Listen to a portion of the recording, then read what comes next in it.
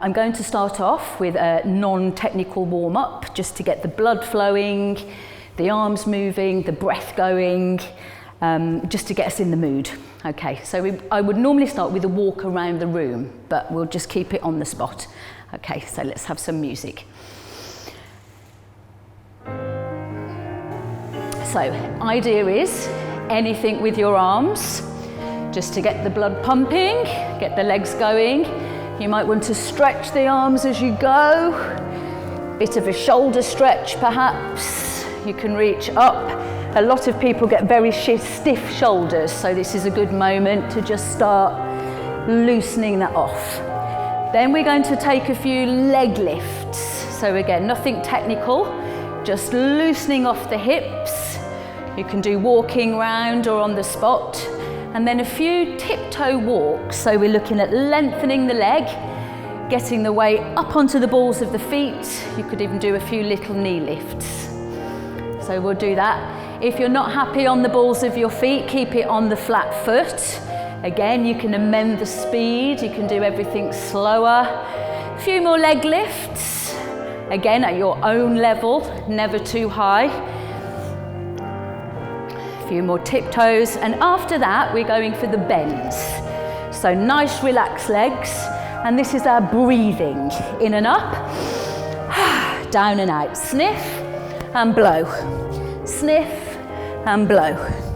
Loosening everything, whole body. We can be looking up and down. And then we go side to side. Now we're starting to transfer the weight, one leg and the other. So to begin, you might like to keep it quite steady, and as you get more confident, you could even lift that leg up. And thinking about stretching the feet. We can also do it with a body turn, loosening off. Next piece, ankles.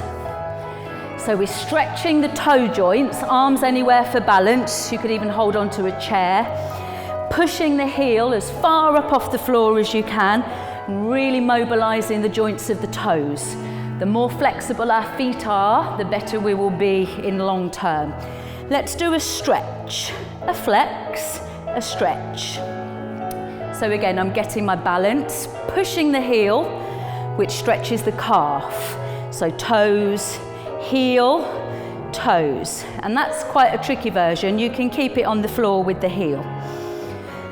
We could take it sideways, so toe, heel, toe. You can take it much slower. This is a good exercise to do while you're washing up. And then we're going for the hips. So we're relaxing the knees and we're turning the hips in, out, in, out. Could I have that music again? Obviously in ballet, everything's turned out. So emphasis on the outward action.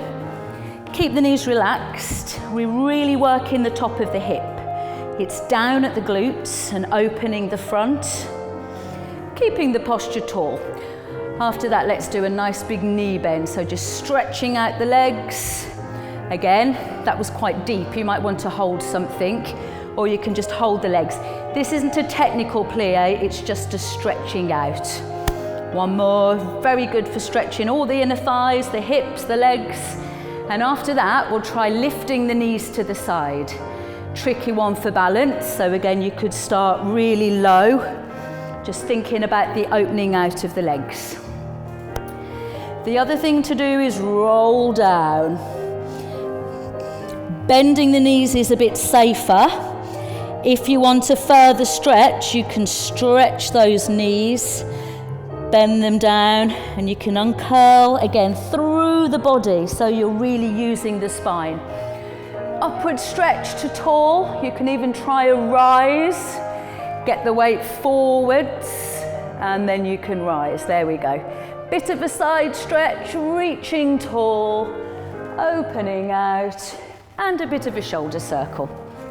Thank you.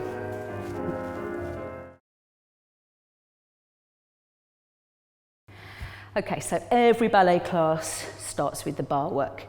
The barre is our friend, not a roller coaster. I tell my ladies no roller coaster knuckles. It's actually our prince when we're doing our ballet, so it's really gentle fingers. That can be maybe your long-term goal, okay? So the bar arm is slightly in front of us. We don't put it behind because it affects the shoulders. So keeping everything forwards. I would normally suggest a right angle with the feet. This is first position. The rule is that the knees must go over the tops of the toes. So if your knees are there, you need to bring your feet in there. If your feet are right out there, your knees need to match it. Most fundamental rule of ballet, knees over toes. So if you can find yourself a mirror and just really practice that, all angles. Pliés is such a basic movement, but it does such a lot of work. So down, knees over toes, and up. So we've got our feet in position. Take a rise, that naturally brings the weight forwards over the balls of the feet. And then we can lower the heels very gently. We'll do that again. When I talk about ballet bar, it might be your kitchen worktops, it might be your dining room table, it might be a tall dining chair, it might be the banisters. When I was a child, I could have my banister upstairs, and my grand battement devant was my bedroom, my à la seconde was my parents', and I think derrière was the bathroom. So do what you can. We've got a rise, take the balance. The weight of the body is 2/3 over the ball of the foot, and you're feeling a triangle. So 1/3 of the weight is towards the big toe, 1/3 of the weight towards the little toe, and then just that 1/3 on the front of the heel. And even just standing like that brings in the whole of the leg muscles, really activates the whole legs, and just doing that while you do your everyday life will really help strengthen you up.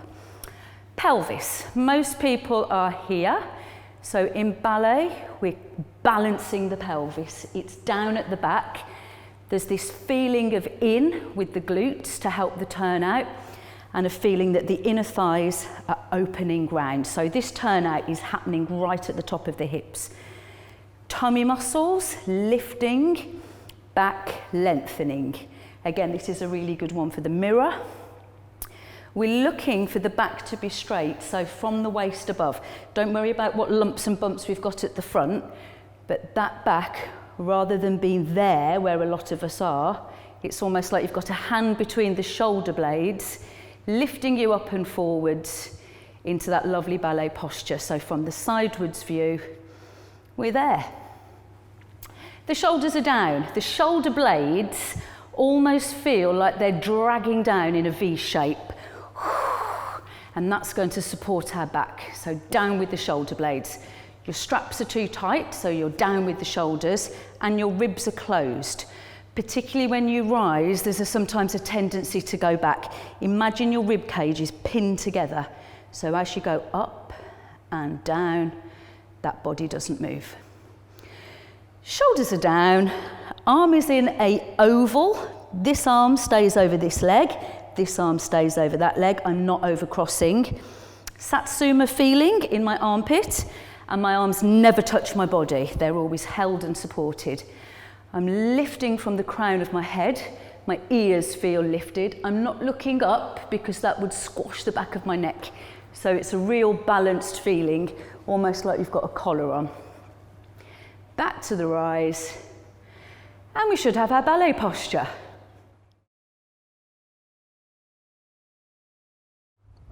Port de bras.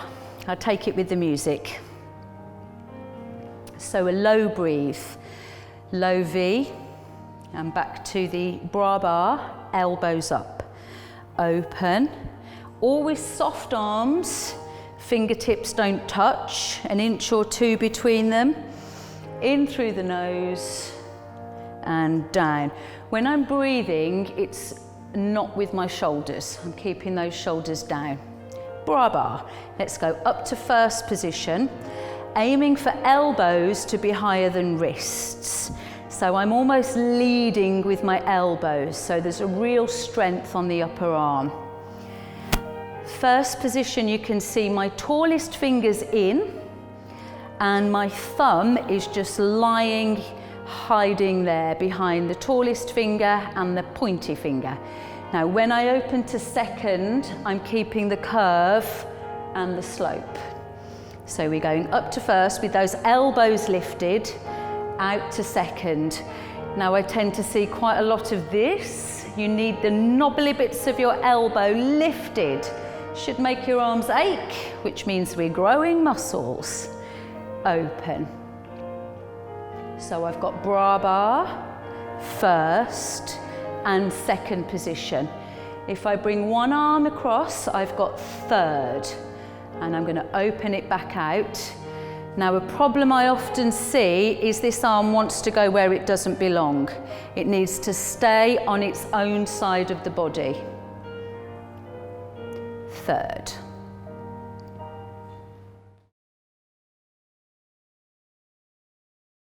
So again, now when I swap, this is the fault. It needs to be long, the elbows need to be held out, the upper arms really need to be lifting and working. So let's go. Up, open, change, change. So I'm imagining a dividing line in the middle of my body and my hands are never crossing.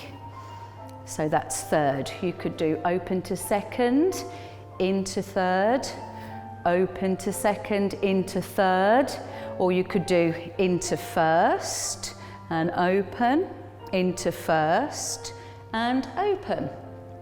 Let's go second and down to barre, through first, which is the gateway to all positions. Fourth crossed has the right arm up and the other one remains in first. It could of course have the left arm up. So we're going there. Now this is the problem, it's the shoulder blades. So I'm pulling it down. I've also got tight knees, my pelvis is underneath me, my tummy's lifting, I think, I hope. Up, fourth crossed. Now if I open the front arm, I've got fourth open. We can go over the rainbow, remembering the rule about keeping the arm on its own side of the body. Now it's got a different feel if you look at the top arm, which is palm to you, or you look at the side arm, which is palm to the audience. But the eye line is generally up to you. This is where you can really be creative. Open, I'm going to plie because my legs are aching from standing still. Up to fifth, we could add a rise. Okay, I've got another type. We've got wide fifth, approximately shoulder width. We could rise. If I turn the palms away, I've got open fifth. I can rise and plie, and the other arm line is demi-barre. Forwards V shape, palms up, ready to catch the roses. Or the tomatoes? Roses. So we normally come into the centre and do a port de bras, which is carriage of the arms.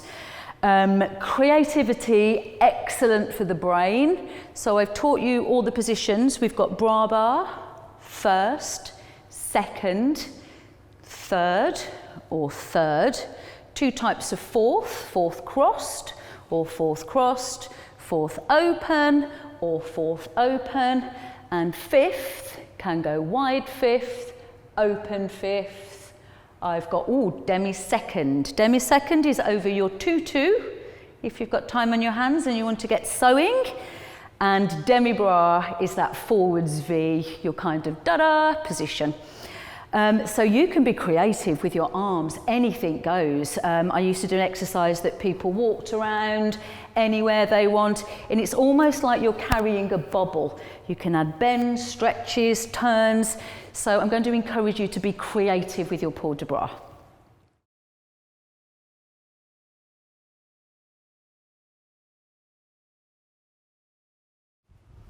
So a cool down. Low breathe. I'm breathing in through the nose and blowing out with the mouth. Nose follows hand, feeling lifted and relaxed. Growing, reaching and release. One more, grow, sniff in and plie down. I'm going to hold that plie, let the calves stretch a moment. And then I'm taking my arms out, taking the body down. Relax the head, relax the body. I'm going to uncurl through each vertebrae, and I'm pulling the shoulders down as I arrive. So open, breathe out, relax the head, let the body stretch. Again, you might not go as far as that, each to their own. Plie. I'm taking us to a chassé. So floor contact, down and stretch. And then I'm going to take us away from that toe. And I'm closing the legs. So again, plie, take the arms to first, chassé, fairly deep. And I'm going up and over. Let's go away. I can do second position. Not a technical plie, just a big stretch. And I'm going to flex that foot, push away the heel. Other leg. Flex. I'm going to step to the side. I'm doing a bow for the boys. And a curtsy for the girls. And the eyelashes. Practice your eyelashes. Thank you.